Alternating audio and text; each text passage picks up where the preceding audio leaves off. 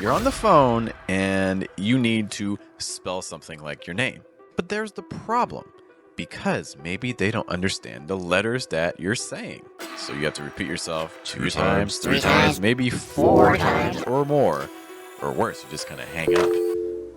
Look, I know it's something that you studied a long time ago, but it's something that is worth revisiting because the system that you use to learn the alphabet in American English probably isn't the most accurate. The placement in the breath tends to be really high and very restricted. So for instance, B, C, D often become like B, C, D. Or if you're watching other YouTuber videos, something that you may notice is that they have these really exaggerated mouth positions with their lips. They're doing like B, C, R, O. And so I said, Mom. So we're going to take a look at the American English alphabet and talk about how to pronounce all of these letters with lots of breath and a lower natural placement. A, B, C, D, E, F,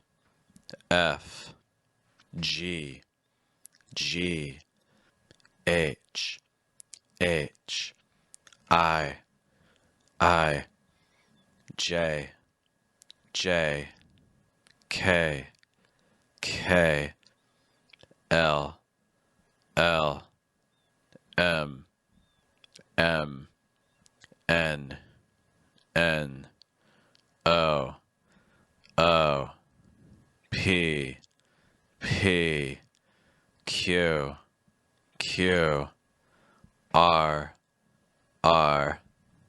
S, T, U, V, W, X, Y, Z. It's the concept of a low placement or adding breath to your speech. These are new for you. Take a look at these videos here on the left.